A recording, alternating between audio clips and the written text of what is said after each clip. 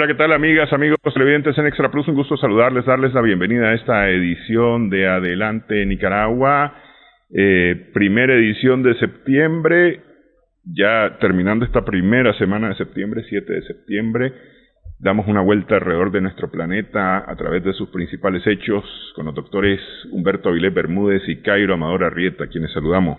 Un gusto tenerlos nuevamente en el programa, espero que hayan tenido una buena semana. Buenos días, bienvenidos septiembre y bienvenida una vez más la fiesta o los días patrios, con todo y los tiempos pandémicos que nos toca vivir. Saludo a todos, el equipo de trabajo de Adelante Nicaragua y de la Plus 37 y por supuesto a mis colegas y a la distinguida audiencia. Y que este mes sea precisamente motivo de reflexión alrededor precisamente de la patria, ¿verdad? Sí. Bueno, arrancamos aquí cerquita de nuestro país, en el Caribe, en Jamaica, el 3 de septiembre hubo elecciones en las que se elige un parlamento, y el parlamento escoge al primer ministro. Así es, ¿no, Cairo? Así es. Y en esta ocasión, por segunda vez consecutiva, ganó el Partido Laborista, pero de una forma arrasante, ¿no? Al punto que de 63 asientos que tiene el Parlamento, ellos controlan 49. Eso hace que de alguna manera tengan un control completo del legislativo y que el señor Holness repita su periodo que comenzó en el 2016. Claro, las personas que asisten a esta elección y el triunfo que tuvo el Partido Laborista se expresa, entre otras cosas, en la creación antes de la pandemia de 100.000 nuevos trabajos, 22.000 nuevas casas, impuestos que fueron disminuidos. Por el lado negativo persiste la corrupción, el alza en la criminalidad y la violencia, ¿verdad? Sin embargo, Jamaica, que tiene 2.9 millones de habitantes, afronta de post-pandemia, o más bien a partir de la pandemia, una situación que es mucho más, que incide mucho más fuertemente en Jamaica que en otros países, entre otras cosas, por la dependencia que tiene del turismo. Y el turismo básicamente está estancado. Esa es una de la primera fuente de sus recursos. Eso hace que cualquier que sea el gobierno, evidentemente va a tener grandes problemas económicos. Otra de las razones del triunfo del Partido Laborista es la política de crédito a los pequeños y medianos empresarios y el manejo de la pandemia, que a juicio de la población ha sido bastante bueno. De manera que recordemos que Jamaica tuvo en los años 80 una situación muy complicada. Tuvo entre los dos primeros ministros, los más conocidos de ese tiempo era Michael Manley, que creo que vino aquí a Nicaragua en 1980 o 1981, y Edward Seaga. Ambos tuvieron unas relaciones con su vecina, con Cuba, bastante estrechas. Cabe recordar también que en ese tiempo Jamaica fue uno de los puntos de abastecimiento de la flotilla de aviones del señor Leder de Colombia. Posteriormente utilizó Haití y República Dominicana también, antes de que toda esa operación se trasladase hacia México, dando lugar a todos los carteles que actualmente existen en México. El turismo entonces está totalmente estancado, la economía no se mira del todo bien, a pesar de que Mr. Holness haya hecho grandes esfuerzos en términos de creación de trabajo y de construcción de casas e infraestructura, el futuro está un tanto complicado, y la única forma que se mira de afrontar estas situaciones y estos riesgos es tratando de convivir con la oposición, tratando de de tener una mirada de nación conjunta hacia los problemas nacionales. No es el momento de los antagonismos, más bien es el momento de los reencuentros, dice un analista político de Jamaica. Es la segunda vez que ocurre una cosa como esta que ocurrió en Jamaica, en el que el Partido Laborista gana de forma consecutiva las elecciones. Se la ganó en el 2016 a Portia Simpson, que era la líder del Partido Popular, del Partido del Pueblo, que en aquel momento controlaba, al momento de las elecciones, controlaba el Parlamento con 42 asientos de los 63. Pero perdió con un margen un poco estrecho, 50% para el Partido Laborista contra el 49.7% del Partido Nacional del Pueblo. De esos 32 asientos sí, dale, Humberto. Esta reelección es la primera vez que ocurre desde 1967 y la segunda en la historia electoral de Jamaica, que se inicia en 1944. En cualquier caso, es una noticia positiva la reelección de Andrew Holness, y con ese respaldo de votos, porque le va a permitir sacar adelante el programa que ha venido preconizando durante su campaña electoral, que está asignado por la lucha contra la corrupción y también inevitablemente en estos tiempos por el combate a la pandemia que tan afectado tiene el sector turismo, el cual, como se sabe, es uno de los principales, el principal rubro de ingresos de la isla caribeña, de Jamaica, ¿no? Que también, que siempre es válido recordar, forma parte de la Commonwealth, de la Comunidad Británica de Naciones, es decir, es una colonia del Reino Unido, del cual inevitablemente tendremos que hablar más adelante por los últimos aspavientos del primer ministro Boris Johnson. Pero ese es otro tema, ¿no? Creo que en cualquier caso ya hemos hecho una reseña bastante amplia de las elecciones celebradas el pasado jueves en la fraterna Jamaica. Siempre Nicaragua ha tenido excelentes relaciones con Jamaica. Es muy importante en la comunidad caribeña, conocida en términos comerciales y económicos como el CARICOM, no solamente la ubicación geográfica, sino el peso político jamaiquino, en tanto en cuanto ha sido siempre muy dinámica su vida política, y como bien comentaba Cairo, la impronta del Partido Laborista, a su vez inserto dentro de lo que fue, lo digo deliberadamente, fue la Internacional Socialista, que ha tomado un cariz, a mi manera de ver, a veces más conservadora que otra cosa, ¿no? Pero bueno, son las contradicciones de la historia. Creemos en cualquier caso que el triunfo de Andrew Holness, y así lo reflejó el Gobierno de Reconciliación y Unidad Nacional cuando saludaba este triunfo del Partido Laborista jamaiquino, es esperanzador y optimista para el futuro de las relaciones, no solamente de Nicaragua, sino de la región centroamericana con el Caribe. Adelante. ¿Es parte de CARICOM? Es parte de CARICOM, Jamaica, ¿no? Sí, claro que sí. Ok, y como miembro de la Comunidad de Naciones o de la Comunidad Británica de Naciones, ¿recibía los beneficios antes del Brexit, los beneficios de la Unión Europea antes del Brexit? De los beneficios de la Unión Europea antes del Brexit. Pues eso es... Decir, pues, de ser miembro, pues. Sí, pues, tanto que, ¿cómo se llama? Integrante del Reino Unido, sí, claro que sí.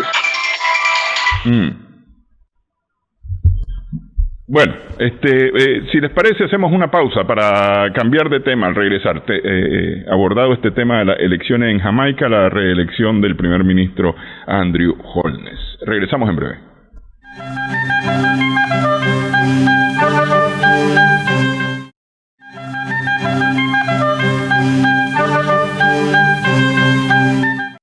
Seguimos en Adelante Nicaragua en Extra Plus, en esta gira alrededor de nuestro planeta a través de los principales hechos, los reportados y los no reportados durante los últimos 7 días en nuestro planeta.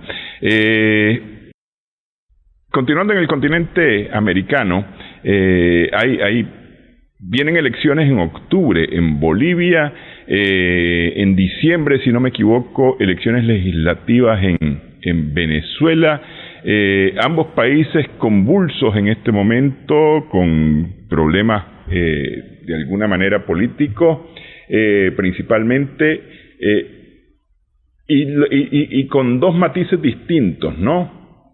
Cairo, Humberto. Digamos, perdón, Humberto. Lo que en el tema particular de la preparación de condiciones para las elecciones legislativas convocadas en Venezuela, cabe referirse poco detenidamente a la sorpresa que provocó hace 5 días, el martes pasado más o menos, si no recuerdo, el anuncio que hizo el canciller turco Mevlut Cavusoglu, de que Turquía estuvo mediando en negociaciones secretas con parte de la oposición venezolana. Concretamente, estuvo conversando con el ex alcalde de Caracas y el candidato Enrique Capriles, ¿ya? Y con Stalin González. Y esa negociación, con la mediación del canciller turco, ¿verdad?, sirvió para la liberación de los 110 presos políticos. Liberación que a su vez era una carta a cambio del apoyo internacional de cara a las elecciones legislativas convocadas para diciembre próximo en Venezuela. Fue una sorpresa con bastante impacto mediático y político, sobre todo en el entorno opositor venezolano, porque ha venido a dividir aún más a la oposición que pretendía cohesionar y dirigir, cosa que sigue sin lograr el Juan Guaidó, ¿no?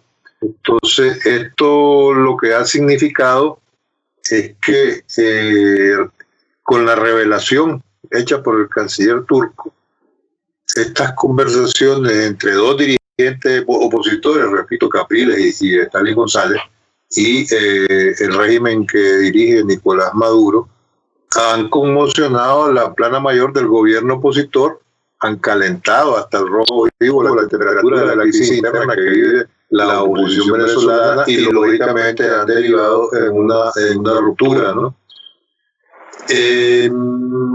Ante los cuestionamientos y reclamos que se le hicieron particularmente al ex candidato presidencial y al gobernador del estado venezolano de Miranda, Enrique Capriles, reaccionó diciendo que, presumiendo además en su reacción de haber logrado la liberación con indulto de los 110 presos, de los cuales, según Capriles, 50 son políticos, y dijo textualmente: mis gestiones personales me permiten sentirme satisfecho de la libertad de 110 presos políticos. Mi único interés es defender a los venezolanos y lograr la libertad de Venezuela.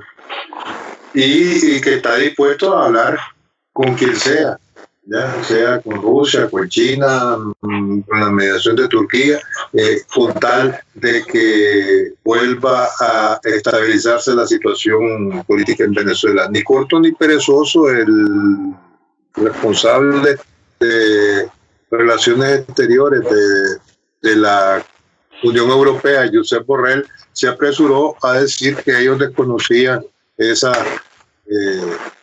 negociaciones porque ellos se mantienen regularmente en contacto con los diferentes actores de la oposición venezolana, con el gobierno de Nicolás Maduro, y que siempre se mantienen empeñados en esforzarse por lograr el diálogo como una salida a la crisis política y humanitaria, según Borrell, de Venezuela, ¿no?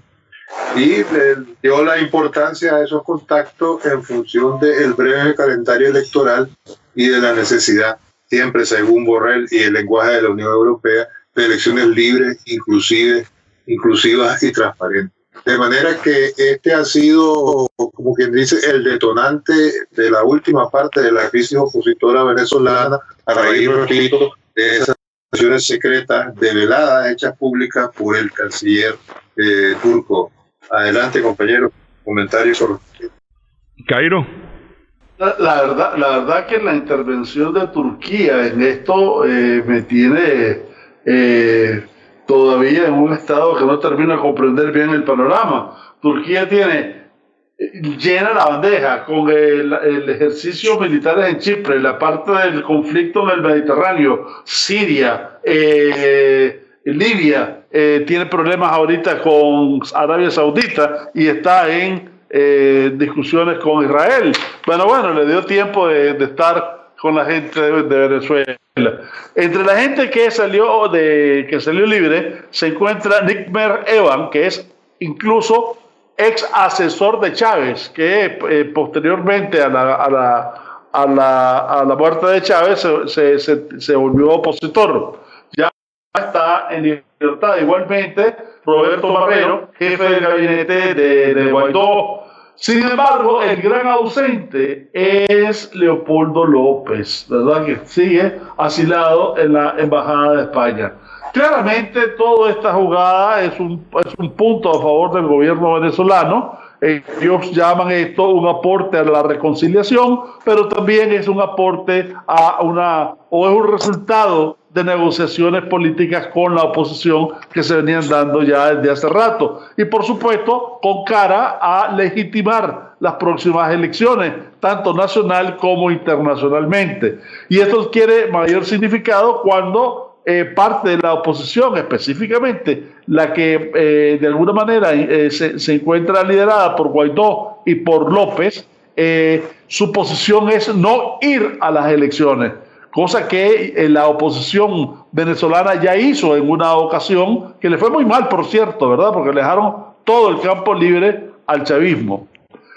Por su lado, otro sector de la oposición, Capriles, que de alguna manera ya Humberto habló de las negociaciones que tenía incluso con el turco, pero también con la iglesia, Capriles sí está dispuesto a ir a las elecciones y con estas previas reformas habla él, pero está dispuesto a ir a las elecciones. Y no solamente eso, sino que de nuevo se encuentran confrontados de alguna forma Capriles y López, como ya lo habían estado anteriormente, precisamente alrededor de la decisión que se tomó en tiempos de Chávez, que la oposición no quiso ir a elecciones. Capriles y López, Guaidó ninguneado de alguna manera. Totalmente, por todos lados, y desde hace rato. Incluso hasta Trump lo ningunea. No, empezando por Trump, dijo que no servía para nada, que no ha sido capaz de hacer nada. Entonces, ya lo que le faltaba es esto, encima no lo pasea internacionalmente. Y Turquía muy hábilmente, a pesar de que, como dice Cairo, tiene llena la bandeja, lo que pretende es aumentar su peso específico, estratégicamente hablando, en el escenario internacional. Erdogan muy hábilmente está consiguiendo llamar la atención de una manera muy arriesgada, pero hasta el momento muy efectiva en el panorama internacional. Así que no se compliquen más las cosas en el denominado Mediterráneo Oriental, y que la efectividad de los oficios mediadores turcos, en el caso particular de Venezuela al que nos estamos refiriendo, pues pueda ser la más amplia posible para el bienestar del hermano pueblo venezolano. Ok, Colombia, para que no nos vayamos muy largo, porque en Colombia las cosas no están exactamente tranquilas, ¿no? Es decir, hemos venido hablando de Colombia a lo largo del tiempo, la cantidad de asesinatos de líderes sociales, recientemente las decisiones tomadas judicialmente en contra del senador y expresidente Álvaro Uribe, revelaciones de Estados Unidos sobre sus nexos con los paramilitares que han causado cualquier cantidad de muertes en Colombia, y en fin, ¿qué más, Cairo? Bueno, entre otras cosas, ¿perdón? No, yo solamente un detalle de última hora, en el caso particular de Colombia, ahora podemos volver a ampliar ya en la voz de Cairo, es cómo la Fiscalía colombiana rechazó la solicitud de anular la orden de detención contra Uribe, lo cual no deja de ser positivo. Adelante, Cairo. No solamente eso, sino que, entre otras cosas, Colombia, junto con Brasil, son los líderes que están apoyando a Estados Unidos en la elección del BID, ¿verdad? Para, de alguna manera, todo está conectado, ¿verdad? No es ninguna casualidad. No es ninguna casualidad, tío. Claro, digo, pero el gran problema, y ya me voy a pasar al BID dentro de un rato, es que tienen que lograr el 75% de la parte accionaria en términos de votos, ¿verdad? Y le falta todavía, y eso está un tanto en el aire. La posición de España en este sentido es postergar las elecciones a marzo, evidentemente esperando que pasen las elecciones de Estados Unidos, lo cual lo considero muy lógico, ¿verdad? Pero no solamente España, Cairo, no solamente España, acordémonos que esa propuesta española ha sido secundada por México y Argentina también. Sí, y la Unión, sí. Y lo creo sumamente cuerdo. Incluso la señora Chinchilla creo que renunció, si es que las elecciones iban a ser de inmediato. En el caso de regreso a Colombia, siguen la cantidad de muertos, de gente que de alguna manera estuvo alrededor de la guerrilla, sobre todo en las filas del FARC, y también de servidores sociales, sobre todo en la parte del Cauca, en las últimas semanas, cuyo número aumenta muy fuertemente. Dentro de Bogotá la situación está un tanto dividida, porque después de todo Uribe sigue teniendo base popular fuerte, sobre todo en las ciudades, y está de nuevo hablando de que esta situación es un juicio que una situación jurídica que se ha politizado. Otros dicen que es una situación política que ya tiene sentido judicial. En cualquiera de los casos, coincido con Humberto, la decisión de la Corte de no acceder a la liberación es un elemento es un elemento positivo en todo esto.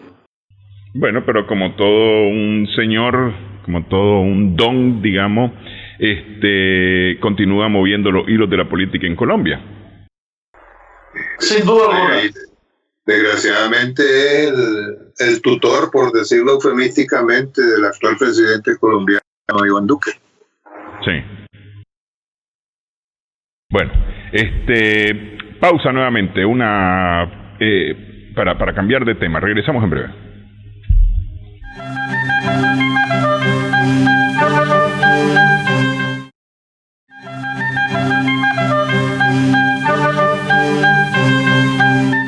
Seguimos en Adelante Nicaragua en Extra Plus. Al concluir la primera semana de septiembre, el mundo tiene más de 27 millones de casos diagnosticados de SARS-CoV-2 con COVID-19 y se acerca casi a las 900.000 muertes desde que empezó la pandemia el 31 de diciembre del año pasado, cuando fue reportado el primer caso en la ciudad de Wuhan.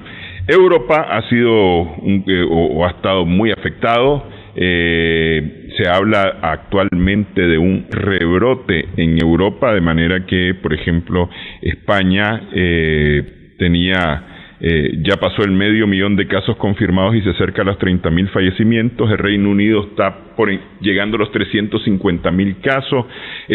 Francia arriba a los 300,000, acercándose a los 300,000 Italia, más de 250,000 en Alemania, por mencionar algunos países. Así el continente europeo se debate en este momento en cuanto a las medidas de apertura o las medidas de restricción nuevamente para aquella zona del planeta. Humberto. Sí, a propósito de eso, la gran preocupación del gobierno de la Unión Europea, la Comisión Ejecutiva que preside la alemana Ursula von der Leyen, radica en torno a evitar el caos fronterizo. No olvidemos, como comentábamos la semana pasada, que Hungría había sido el primer país de la Unión Europea en volver a cerrar sus fronteras, incluso para sus nacionales. Es decir, a los húngaros que estuviesen fuera del país, si quieren volver, tienen que presentar doble certificación con 48 horas de intervalo de que no están contagiados con el coronavirus. Ya no digamos los extranjeros, ¿no? Por lo cual las fronteras húngaras están cerradas. En ese sentido, la preocupación, repito, de la Comisión Ejecutiva del Gobierno de la Unión Europea es homogeneizar los controles y proponen concretamente que se haga el control con el incremento de los test, preferentemente por encima de la imposición de cuarentena. Lo que pasa es que con la intensidad del rebrote al que, con los datos manifestados por Néstor con anterioridad, ha hecho muy difícil que ese control efectivo por parte de la Comisión Ejecutiva de la Unión Europea sea posible. El caso particular de España, que es la que está padeciendo el rebrote más intenso y más crudo, prácticamente sus 26 socios restantes dentro de la Unión Europea le han hecho las cruces desde el punto de vista de restricciones migratorias para no solamente a los ciudadanos españoles, sino a cualquier ciudadano europeo proveniente de la península ibérica, ¿no? Tienen que entrar automáticamente en cuarentena, cuando no someterse a diversas pruebas o test sobre el coronavirus. En el caso francés, fíjense bien que si la semana pasada habían 22 departamentos, que es como se llama la división política administrativa francesa, declarados como zona roja, la que se califica en Francia a las afectadas, más de 100 casos de coronavirus en las últimas 24 horas, conforme al mecanismo de la Comisión Europea o el Comité Europeo de Control y Prevención de Enfermedades, ¿no? Porque decía, si la semana pasada eran 22 departamentos, a estas alturas hay 10 departamentos más que han sido declarados zona roja en el caso francés. Todo esto ha incidido fuertemente en la famosa vuelta al cole, como se dice, o la vuelta al colegio de los niños en Europa, ¿no? Que se han venido a partir de Francia, pero esto no es nada raro, sino se va generalizando desafortunadamente cada vez más a nivel de los miembros de la Unión Europea. Cada vez hay más colegios que se han visto obligados a suspender las clases o a clausurar más de un aula de clases por la intensidad de los rebrotes y la comprobación casuística que por decirlo de alguna forma. Siempre hablando de lo mismo, pero para ir concluyendo mi intervención al respecto, ya se conoce cómo el sur de Italia y particularmente en la isla de Lampedusa ha sido, por ser el territorio europeo más cercano al norte de África, la más invadida, si se me permite la expresión, por la oleada de refugiados, hasta el punto que la situación se volvió tan crítica que el alcalde de Lampedusa, de apellido Telo, y coincidió con el presidente de la región siciliana, ya para hacer a Martello, el Salvatore Martello, el alcalde de Lampedusa, para hacer una propuesta, para convocar a una huelga general la semana pasada, para el martes de la semana pasada, lo cual obligó a Giuseppe Conte, primer ministro del gobierno italiano, a convocar a una reunión de urgencia y de alto nivel el miércoles pasado, donde asistió el presidente de la región de Sicilia, el alcalde de Lampedusa, y además de Conte, pues tuvo su ministra del Interior, el ministro de Economía, el responsable de la lucha contra el COVID a nivel italiano y del sistema de prevención de desastres. Y a raíz de esa reunión se tomó la decisión por parte del gobierno central italiano de evacuar, es decir, sí, el centro de acogida de refugiados de Lampedusa. Es un centro que está diseñado para 200 personas, una capacidad para atender a 200 refugiados, y tenía una saturación, imagínense que estaba con 1.200 personas. El médico forense que llegó a comprobar la situación antes de proceder a la evacuación decía a manera de metáfora cruel o descarnada de que uno entraba a ese centro de acogida y lo que se veía era como una alfombra humana, prácticamente no había espacio entre un ser humano y otro. Imaginémonos lógicamente las escasas condiciones para hacerle frente al coronavirus en ese centro en particular, ¿no? Y no solamente al coronavirus, sino a cualquier otro tipo de enfermedades de transmisión vírica o viral. Entonces el gobierno de Giuseppe Conte tomó la decisión, ya había habilitado con anterioridad 3 cruceros para evacuar parte de los refugiados, y ahora decidió habilitar otros 3 de manera que pudiese evacuarse, vaciarse totalmente el centro de acogida de Lampedusa, ¿no? Por último, y no menos importante, si atendemos a los datos que ofrece la Organización Internacional para las Migraciones, que como se sabe está enmarcada dentro del sistema de Naciones Unidas, en lo que va del año 2020 han llegado a Europa, y mayoritariamente a través del sur de Europa y en particular Lampedusa, 20.000 migrantes a través del Mediterráneo central. Es la ruta que conecta el norte de África, lógicamente, con el sur de Israel. El 25% de los arribos o llegadas tuvieron lugar en el primer semestre de este año, y el 75%, fíjense aquí, solo el 75% se ha producido entre junio y septiembre. De manera que esa es, hoy por hoy, a grosso modo, la situación en Europa, ¿no? ¿Y para dónde mandaron, Humberto, para dónde mandaron a la gente que estaba en Lampedusa? Es decir, ¿la subieron en embarcaciones para ir a dónde? Están hasta hoy en 6 cruceros, y creo que estaban preparando un par de ellos más, fondeados cerca de Lampedusa, flotando. Es decir, están puestos en un lugar X frente a las costas de Lampedusa, pero como en un centro de retención de alguna manera. Sí, pero bajo responsabilidad del gobierno italiano, que ha tenido que tomar esa decisión. Sí. Por la presión a la que se venía sometiendo, y ya no resistía más el caso concreto de Lampedusa. Cairo. Pues mira, con este asunto del coronavirus hay que ver 2 cosas. Pero la primera es que la India sigue siendo récord, ¿verdad? La semana pasada, en el programa de la semana pasada, dijimos que tenía el récord de 78.000 casos en un día. En esta semana lo superó, ya son 83.000 en un día. Pero bueno, con todo y todo, hay que observar de que hay un cambio cualitativo en este asunto del coronavirus. Hay mayor cantidad de casos, indiscutiblemente, pero hay menor tasa de letalidad.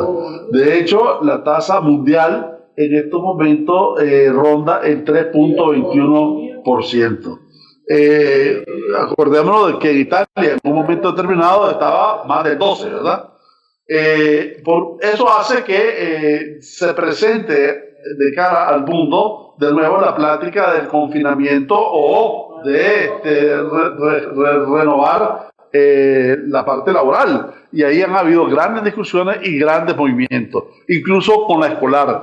Ya hemos dicho y he mencionado 3 fuentes en diferentes programas: el Economist, el País, el Le Monde y ahora el Der Spiegel, acerca de la necesidad de renovar, de recomenzar las clases, sobre todo con los pequeños que están sujetos a otras condiciones que pueden dañar su salud mental en términos del confinamiento intensivo que han estado expuestos.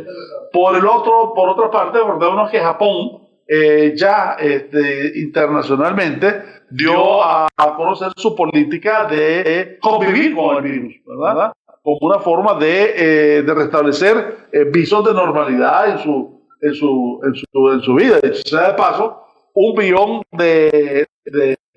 evacuaron en Japón alrededor del tifón de la semana pasada, ¿verdad? Y ahí, en cualquiera de los casos, entonces, se presenta la disyuntiva en términos de políticas públicas, si se prosigue con el confinamiento o si comienza a descalarse el confinamiento y a surgir de nuevo o a comenzar de nuevo por la vida laboral con todas unas nuevas condiciones, etcétera, etcétera. Me parece que por ahí está más bien de cara a los próximos días planteado la temática. Eso sería Japón, es decir, la política japonesa. No, Japón, pero Alemania también, sobre todo con los colegios, incluso Reino Unido, Francia, yo creo que hasta España. Si mal no recuerdo, leí algo sobre la incorporación a los colegios, sobre todo los ciudadanos menores de 10 años, ¿verdad? Pero entre otras cosas, porque la cantidad de contagio no es mucha y la posibilidad de que esto sea letal es todavía mucho menor, ¿verdad? Pero sobre la política que está siguiendo, la norma que está adoptando Japón, ¿ha habido reacción a nivel internacional? No solamente eso, sí ha habido reacciones y han felicitado a Japón porque acordate de que Suecia, entre otras cosas, que fue la que comenzó esa política de apertura, tuvo un gran defecto y lo reconoció el primer ministro, y el gran defecto fue que no cuidaron a sus ancianos. Entonces agarró, se reprodujo el virus en los centros de cuidado de ancianos, pero en enormes cantidades. En Japón no. Japón es el primer país del mundo que de alguna manera está controlando mejor el cuidado a los ancianos. Y acordémonos de dos cosas. Japón es una de los países que tiene la mayor cantidad de ancianos. Solo un dato te digo para resaltar esto. En Japón se producen más diapers para adultos que para niños. Sí. Bueno, solamente sobre los datos de Japón, ¿verdad? 71,000 personas afectadas, 1,300 fallecidos, y eso, Japón fue temprano. Japón es de enero, febrero de este año, no es como los países del continente americano, incluyendo Estados Unidos, que ya son febrero, marzo, más o menos, ¿no? Bueno, hacemos pausa, una última pausa en esta edición de Adelante Nicaragua.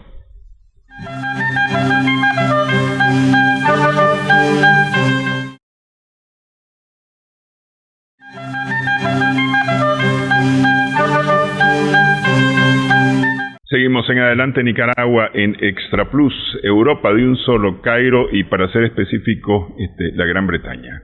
Boris Johnson. Humberto, perdón. Sí. Johnson ha dado el último motivo de alarma a la Unión Europea en general y al mundo en un espectro más amplio, porque ha dado un ultimátum para alcanzar un acuerdo en las negociaciones de cara a un posible acuerdo comercial entre el Reino Unido y la Unión Europea. Ha dicho que si para el 15 de octubre, en que no han logrado un acuerdo, ya para entonces va a ser muy difícil tener un acuerdo comercial, porque el acuerdo firmado, alcanzado hasta ahora entre el Reino Unido y la Unión Europea con respecto a la situación posterior al Brexit, termina el 21 de diciembre de este año. Entonces tiene que haber un acuerdo, dijo Johnson esta mañana, con nuestros amigos europeos antes del Consejo Europeo del 15 de octubre, o sea, reunión de los jefes de Estado y de Gobierno de la Unión Europea, si va a entrar en vigor antes de final de año. Si no nos ponemos de acuerdo, fíjense bien el cariz de las declaraciones de Johnson. Para entonces no creo que vaya a haber un acuerdo de libre comercio entre nosotros y deberíamos aceptarlo y pasar página. Eso sigue coincidiendo con los mensajes que ha estado lanzando Johnson en los últimos meses, y en los cuales Johnson se ha manifestado muy tranquilo con respecto a una ruptura abrupta de la relación comercial, sobre todo con Europa. Incluso llegó a decir esta mañana que la falta de acuerdo supondría un buen resultado. Si esto fuese así, ¿qué es lo que va a pasar? Pues habría una relación o un acuerdo de mínimos, ¿no?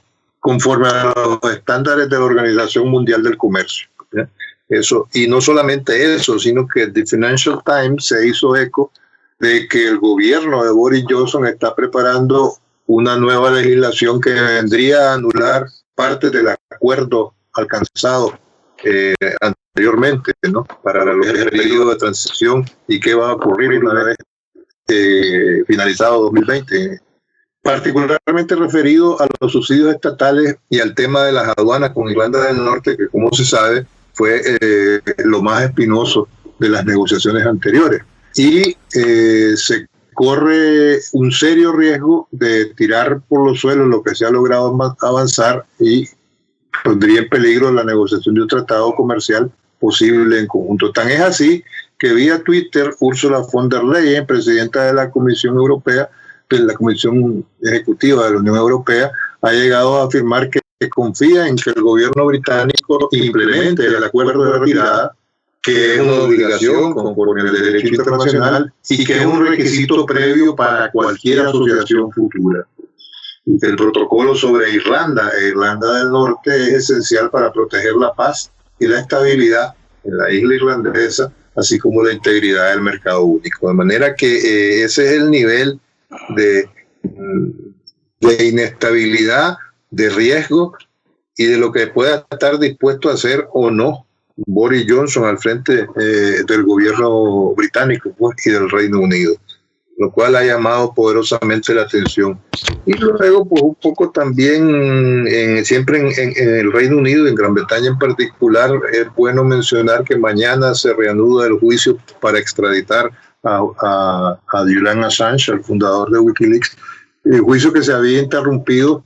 Estaba programado para febrero y tuvo que interrumpirse obviamente por la pandemia, ¿no? Está viendo si Assange logra evitar la extradición. No es que lo tenga muy fácil, a pesar de que en agosto pasado más de 160 abogados y como 200 médicos y políticos dirigieron una carta abierta a Johnson pidiendo que se evite la extradición de Assange. Eso y la salida del coma del disidente ruso Navalny, que está siendo mimado y cuidado en un hospital alemán, que parece que sí, todavía está en estado delicado, pero ya reacciona cuando se le habla. Adelante, compañero. Cairo. Llama la atención esto de Assange, sobre todo porque la fuente que tuvo Assange fue aquel joven de apellido Manning, que después se cambió sexo y ya no es joven, ahora es joven. Y se llama Chelsea Manning. Chelsea fue uno de los últimos indultos que dio Obama. En otras palabras, si Manning, que fue la fuente de todo lo que posteriormente hizo Assange, lo indultaron al final, ¿verdad? Ya es un precedente para que, en caso de que Estados Unidos reclame a Assange y llegue a la justicia norteamericana, por lo menos tenga ese precedente, ¿verdad? En otro orden, Trump está en una situación sumamente delicada, en el sentido de que, si bien, como dijo Néstor, está subiendo algunos puntitos, los puntitos los sube, como dijo Humberto, precisamente por esa psicología de la ansiedad, ¿verdad?, que afecta a la población, sobre todo blanca, cuando hay estos conflictos raciales, etcétera, ¿verdad? De alguna manera, Trump sale con unos puntos de ventaja en ese tipo de situaciones. Ahora le están apuntando sobre el desprecio a los caídos en combate, sobre todo en Francia en el año 2018. Fíjense qué interesante. Todo esto no es nada nuevo. Todo esto ya está documentado, sobre todo en la revista The Atlantic, en artículos de Jeffrey Goldberg. En 2018 se negó a visitar el cementerio Eichmann, donde estaban donde están enterrados más de 16.000, 20.000 soldados norteamericanos desde la Primera Guerra Mundial. Supuestamente porque asistir a este cementerio, ese cementerio, según aparece, él dijo, está lleno de perdedores. Otro elemento que se le une en esa misma dirección era la situación que tenía con McCain. A McCain, a su muerte, era tan aguda la diferencia que antes de morir McCain le pidió a su pariente de que no invitaran a su sepelio a Trump, ¿verdad? Trump, por su parte, se refirió a McCain en vida, tratando de disminuir ese concepto que tenía McCain de ser héroe de guerra. Y él dijo, no creo en héroes que se dejan hacer prisioneros. Y encima de eso hay otro punto adicional, que es cuando en campaña en el 2016 se refiere a unos padres de familia de un soldado, creo que es un soldado pakistaní hecho con ciudadanía norteamericana que cayó en Afganistán en términos un tanto groseros. No sé si se acuerdan de eso. Y para poner el postre bien hecho, con relación a Vietnam, que él no fue precisamente aprovechando su cómoda situación económica, etcétera, etcétera, y falsos reportes médicos, dijo que fue una guerra estúpida, y ahí quizás le doy un poco de razón, en donde los que fueron un montón de idiotas, ¿verdad? Chuck Hagel, ex secretario de Defensa republicano, dijo que si esta expresión es verdadera, es una situación totalmente despreciable lo que está pasando con Trump. Ahora bien, recuerden ustedes dos cosas. Primero, de que Trump era el candidato del ejército, era el candidato de los veteranos, era el candidato de la situación militar, básicamente en Estados Unidos. Y fue Trump el que comenzó su administración en la historia de Estados Unidos con mucho más militares. Había 5 o 6 generales: McMaster, Flint, Mattis, Kelly y otro que no recuerdo. En su gabinete. Y ahorita no hay ninguno, ¿verdad?